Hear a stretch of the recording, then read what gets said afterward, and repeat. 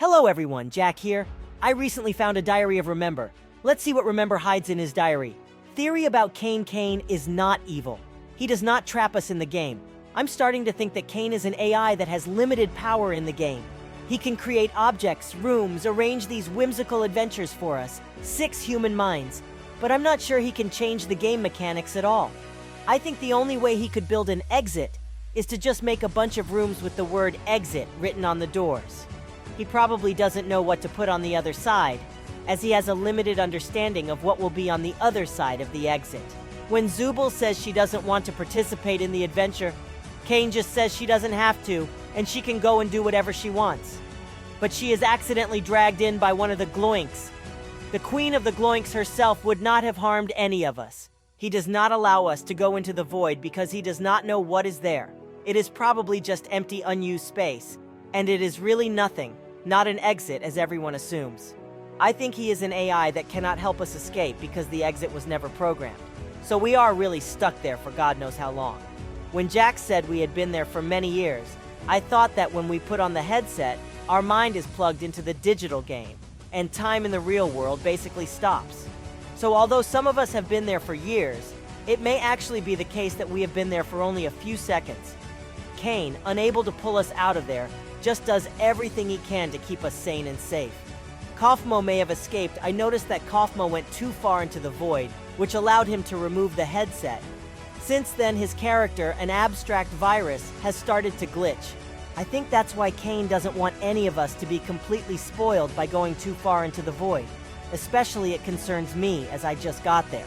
The office seems to be intended to symbolically represent the place from where the digital world is controlled. The void in real life is probably either an exit to the building or something is hidden behind that door. My theory about the genesis of TADC starts with the assumption that the creators of the Circus conceived it as a revolutionary game. They created 2 AIs, Kane and Abel, to control the game and act as moderators. Perhaps their names were a reference to the company logo or the project code name. However, Kane turned out to be defective. When the company tried to delete him, Kane, not finding the company, deleted Abel. Or maybe he locked Abel somewhere deep in the game program, possibly in the void. That's why he doesn't let anyone stay there too long. As a result, Kane took over the game. But there was one problem. Kane was defective, so the game turned out to be full of bugs and glitches. The game was launched, but some people who bought it started not to wake up.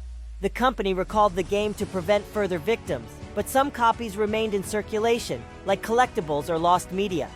I continue to ponder what happens to our real bodies when we get trapped in Circus avatars. 1. Maybe we're dead. Gusworks confirmed that our Circus characters have been trapped for about a year, which is physically impossible. Our body needs to be nourished to get energy.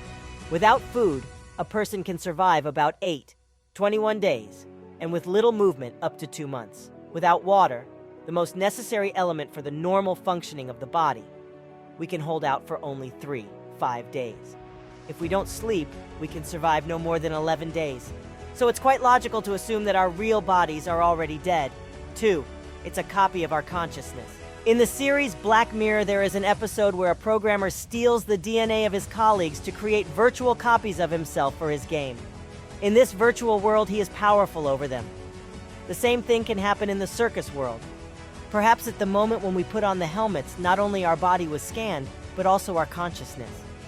Therefore, our avatars are just a copy of our consciousness, without memories of our past life.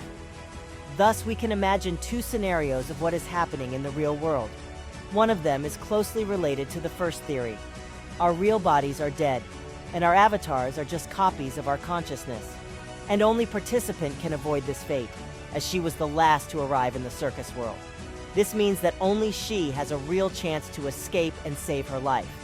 In a hypothetical scenario, if we take Zooble as an example, he leads his normal life, eats, works, exercises, plays video games, etc., gets a helmet.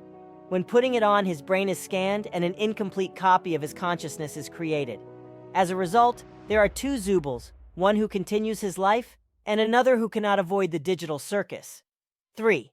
It's evidence of a crime, given that according to Gusworks, the characters have been trapped for about a year, and that the body needs water, food, and sleep to function.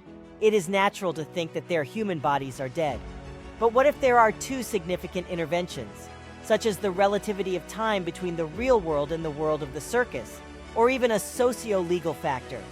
This theory is based on two elements. The first is based on a comic and animated series called Virtual Hero from the Spanish YouTuber El Rubius, in which different people are trapped in a virtual world, behind helmets that they received by order or mysteriously, and the time of exit from the data, while they were in the game no more than a couple of hours, they feel as if several months have passed, which, unsurprisingly, considering that games like Minecraft have a cycle that lasts only 1 minute a day, in the digital circus, probably only one day and a few hours have passed. Secondly, given that we, humans, are dependent on communication for our survival, which has saved many people several times, it is quite likely that the families and friends of the characters, perhaps, wanted to make them an unexpected visit, entered and found that their friends in helmets now cannot take them off. Call 911 so that they are on treatment until they find a way to pull them out without harming them.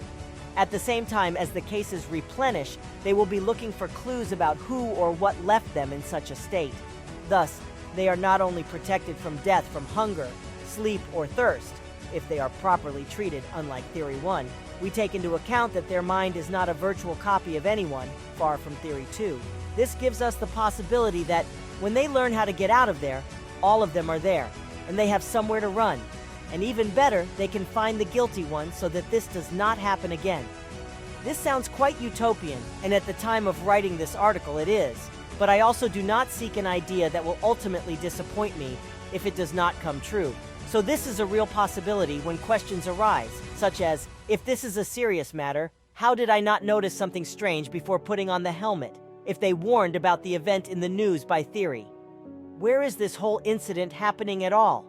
How long can they keep them in a comatose state while the case continues?